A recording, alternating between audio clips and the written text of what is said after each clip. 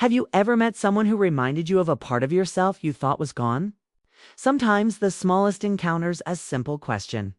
A quiet smile can awaken memories we've kept buried for years. This is the story of Sarah Miller, a woman who thought her heart had settled into silence. Until one ordinary afternoon, a boy's question about love taught her something she never expected. The morning sunlight drifted through pale curtains, spreading a soft golden hue across the living room. Sarah Miller sat quietly at the edge of the couch, her hands wrapped around a warm mug of tea that had long gone cold.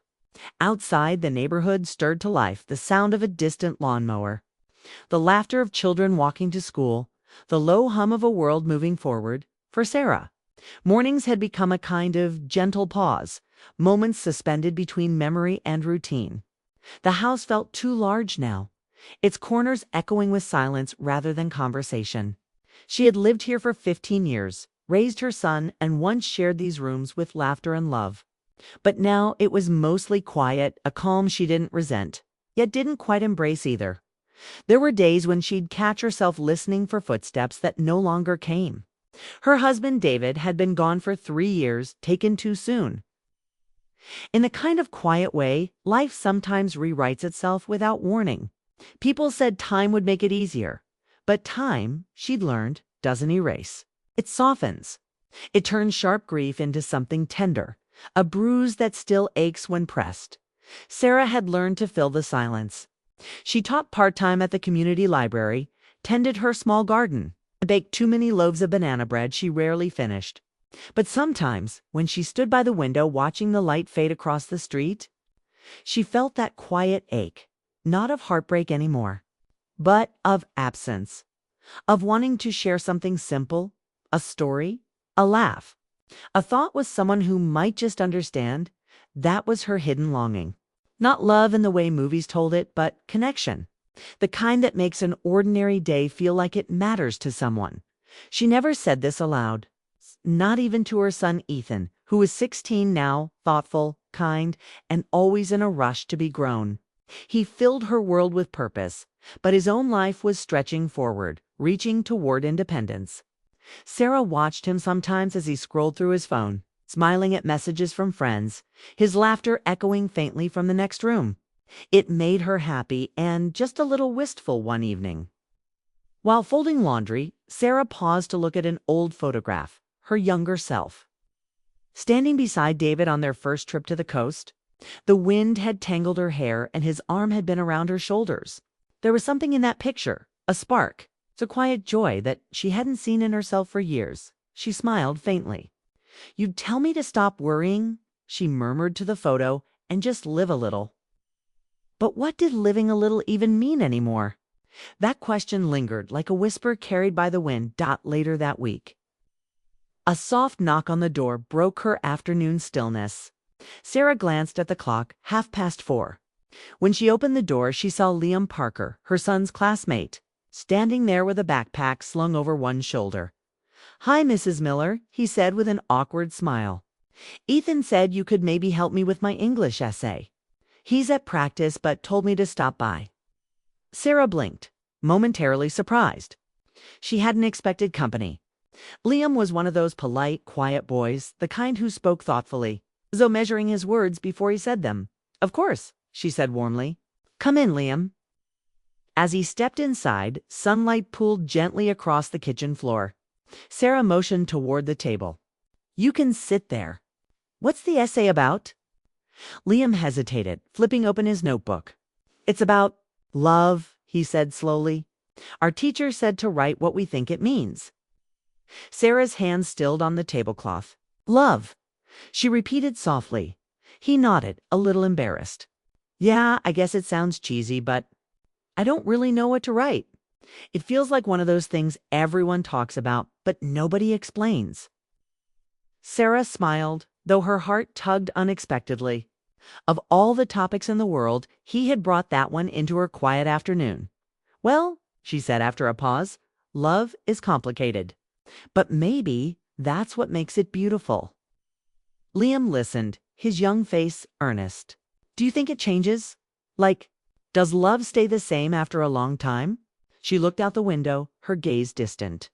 "It doesn't stay the same," she said softly. "But that's not a bad thing. It grows, it deepens, it learns to be quiet." Liam nodded, scribbling notes as she spoke. And in that small, unexpected moment, surrounded by the smell of afternoon tea and the fading warmth of sunlight, Sarah felt something shift inside her. It wasn't romance. It wasn't longing. It was the gentle stirring of aliveness, the reminder that even after loss, her heart still had room for warmth, for kindness, for connection. As Liam thanked her and gathered his things, Sarah caught her reflection in the window, the same face she'd seen 1,000 mornings, but now with a softness she hadn't noticed before. When the door closed behind him, she sat for a long time at the table, her hand resting on his notebook where a few words remained faintly imprinted. Greater than, "Love is when someone helps you understand life a little better." The words stayed with her like a quiet seed taking root in the calm of her heart. Asterisk, she didn't know it yet. But that small moment would awaken something she thought she'd lost forever. Asterisk, that evening, after Liam's visit, Sarah sat by the window with her journal open. Though she hadn't written in years, the pages smelled faintly of old paper and lavender, a scent that carried her back to gentler days. The last entry was dated 3 summers ago, the week after David's funeral. Her handwriting then had been uneven, filled with grief that had nowhere to go. She read a line aloud in a whisper. Asterisk, "I don't know how to be the same person without him." Asterisk, a faint smile touched her lips, not of joy, but of recognition. She was no longer that woman, not quite. The ache was still there, but quieter now, like a tide that still reached the shore but no longer crashed against it. As she traced the ink with her fingertips, her thoughts drifted further back to a spring morning 20 years ago, when the world had still felt new and wide and filled with possibility. It had been in the university library where she first met David. She was 21, a literature major who spent more time reading poetry than attending parties. David was in the next aisle, searching for a history book. She remembered how he had dropped it not once but twice, and then laughed at himself, his easy humor breaking the silence of the room. "I'm not usually this clumsy," he'd said. A little embarrassed. Sarah had smiled over the edge of her notebook. "Maybe the books just don't want to leave their shelf." He'd laughed again, that warm, quiet laugh that seemed to settle the air around them. And somehow that moment, small and simple, had been enough to begin something. Their connection didn't happen all at once. It was built slowly through shared coffee breaks, exchanged notes, and the kind of conversations that lingered long after they ended. They talked about dreams and music and what they wanted from life, not in the loud way of young love, but with a calm certainty that felt like home. There was a day she remembered more clearly than the rest. A rainy afternoon when they'd taken shelter under an old oak tree near the campus garden. She had been worried about her final exams, overwhelmed and unsure. David had said, "You always think too much. Sarah, you'll be fine. You just need to trust that the world has a place for you." That sentence had stayed with her for years. Even now, sitting in her quiet house, she could still hear his voice saying it. When they married, life unfolded in small, beautiful ways. Morning walks, shared laughter, late night talks in the kitchen about nothing and everything. David wasn't a man of grand gestures, but he had a kindness that showed up in the everyday, bringing her tea when she worked late, planting her favorite flowers by the porch, holding her hand in crowded rooms, and then time, that patient collector of moments, began to take them forward. Ethan was born, and their house filled with laughter and motion. The quiet years came later when David's health began to waver. It wasn't sudden. It was a slow dimming, the way a candle fades long before it goes out. When he passed, Sarah had felt the world tilt. But she had learned to stand again, one gentle day at a time. Now, years later, she found herself remembering not the pain of losing him, but the texture of their life together, the smell of his aftershave, the sound of his voice reading the newspaper aloud, the way he used to hum softly while fixing the old radio in the kitchen. Those were the echoes that lived quietly in her reminders of the kind of love that doesn't demand, Attention but leaves warmth long after it's gone. A light knock on the door brought her back to the present. Ethan peeked in, his hair still damp from a shower. "Hey, Mom," he said casually. "Liam said thanks for helping him today. He told me you're like the nicest teacher ever." Sarah chuckled. "That's kind of him to say." Ethan leaned against the doorway. "You seemed happy today. It's nice to see you like that." His words lingered as he walked away. Happy. She hadn't realized it.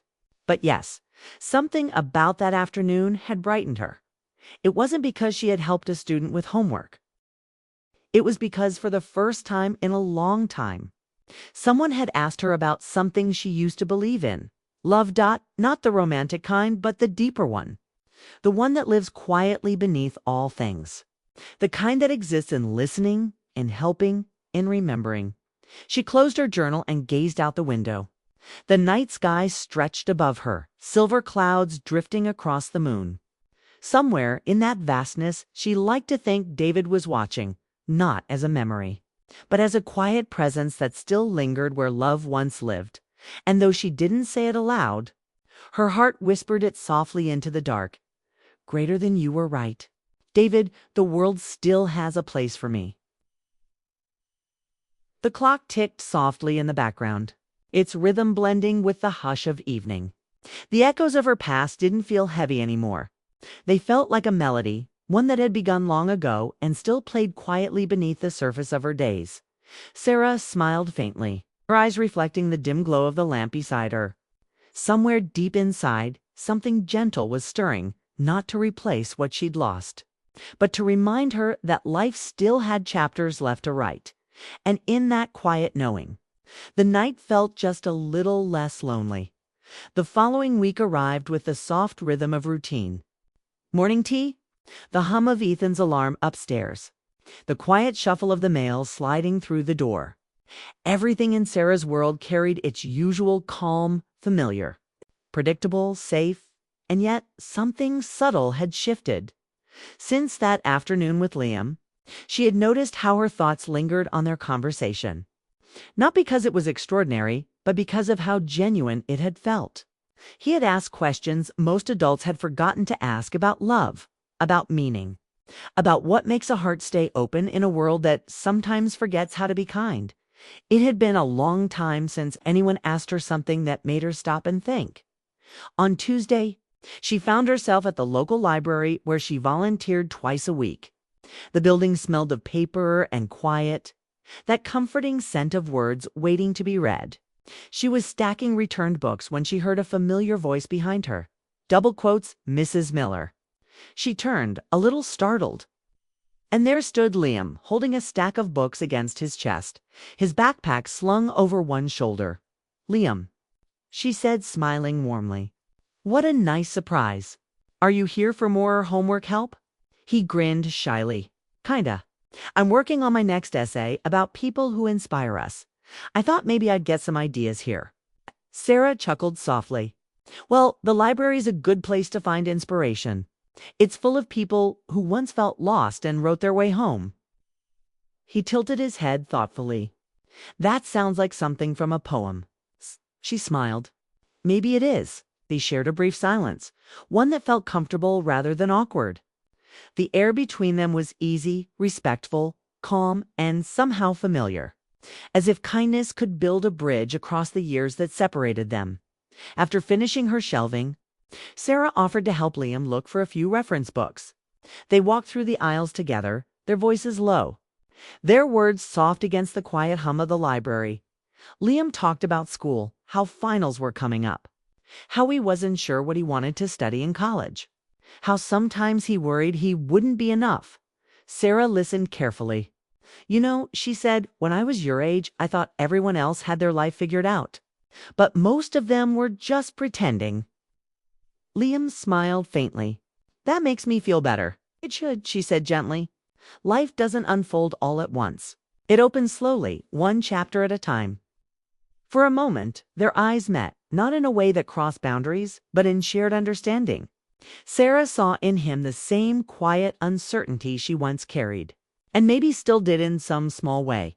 And Liam, though too young to fully understand, sensed in her a rare calmness, like someone who had walked through storms and learned how to stand in the sun again when their books were chosen. They sat by the large window overlooking the park.